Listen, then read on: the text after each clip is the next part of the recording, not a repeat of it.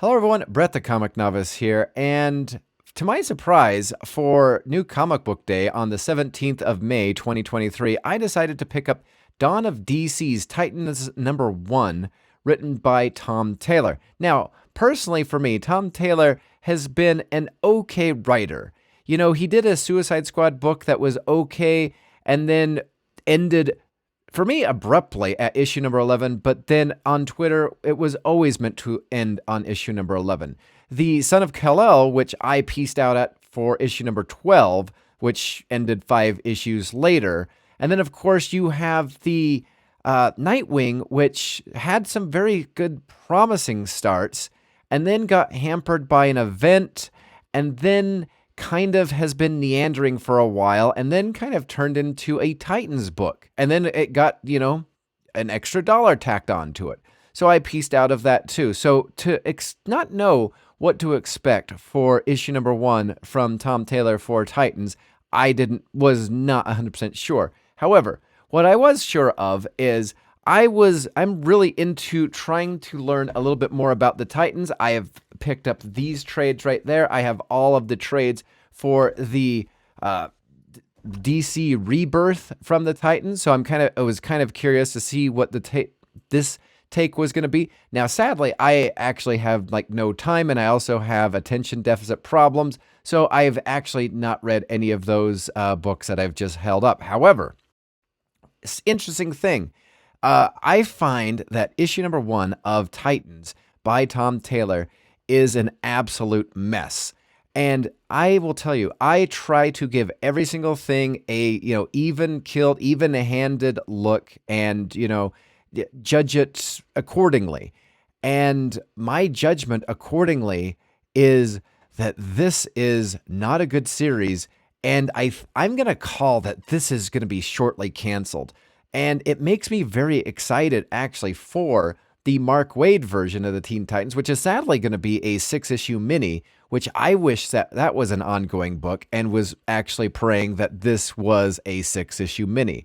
Because as we start off, and I've heard the controversy regarding the situation with Heroes in Crisis and Wally West, but you know what? We get the introductory scene of Wally West having been shot in the back, and he's probably going to die because he even says he is probably going to die.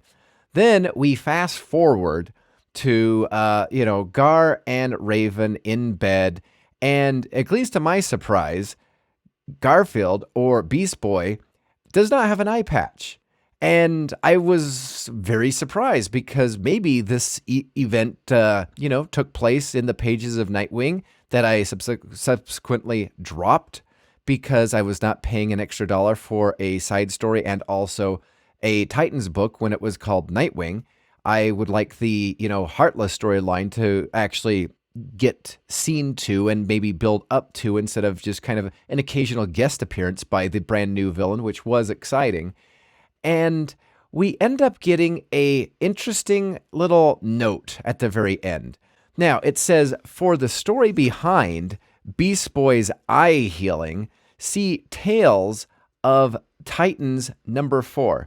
Now, this is a very interesting thing because in the solicits for, I believe, July, these solicits right here, we have Tales of the Titans #1 being released July 1st by Shannon Hale and Dean Hale.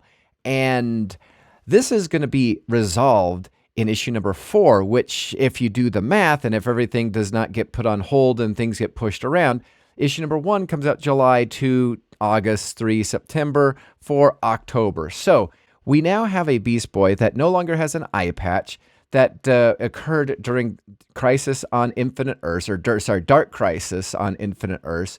And this, so we'll get to it eventually, and why not? So I was really kind of somewhat annoyed at how fast that this was scooted on, and basically making it to, hey, you're going to need to pick this book up, which I will tell you, not going to do. I was thinking about setting up a pre-order for an ongoing pull list for Titans. this comic right here, I'm done with issue number 1. I'm not going any further. This is hot garbage. We get Donna Troy and Nightwing visiting Garth because they're trying to recruit the Titans of old. And here's the thing. We have these superheroes with superpowers, and Garth has no interest in helping or reuniting with the Titans because he needs to fight for the wrong that is occurring in the ocean. Now, good for you. However, in this world, we do live with superheroes with superpowers. So, couldn't Raven magic away certain things? Couldn't Superman, Superboy, whatever, use their super cold breath to do certain things? Couldn't they, fix some of these problems? We're currently being lectured by superheroes for problems that they actually could solve in an instant. However, and to me, that's where this story really kind of screams, this is not superheroes fighting supervillains and escapism. This is Tom Taylor on his peach basket or whatever, and basically dingo basket, and maybe just kind of sharing what he thinks and shoving his politics in here, which again, the reason why I get into comics, especially superhero comics, is escapism. If you would like to do your own, create your own thing and lecture away in an independent book. I want superheroes doing superhero things. That's what I want. That's what I'm escaping for. So besides that, we get like this whole, gigantic, oversized robot gorilla attacking a nuclear plant. So, whatever. They spur into action. Garfield turns into, some sort of kaiju type thing and starts taking on the oversized gorilla. And then, probably because maybe Tom Taylor was forced to, because of reasons, and probably because of a second series of a TV show, we get the appearance of Peacemaker.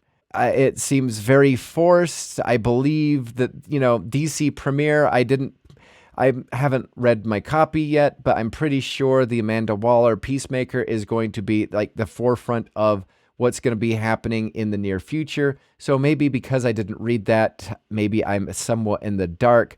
But again, I do think that Peacemaker having a TV series on HBO Max, I think that this is going to be the main reason for this appearance. I'm not thrilled by this at all. I'm done with the Titans. I'm kind of rooting for it to be a 6-issue mini. One of those that kind of like the 11-issue Suicide Squad. It was always meant to be an 11 issue. So let's just keep my fingers crossed that this was always meant to be a 6-issue mini, because I want no part of this comic at all. Did I, just out of curiosity, did I jump off too soon? Am I being too irrational? I feel as though personally I am very down the, I feel as though I give things the benefit of the doubt.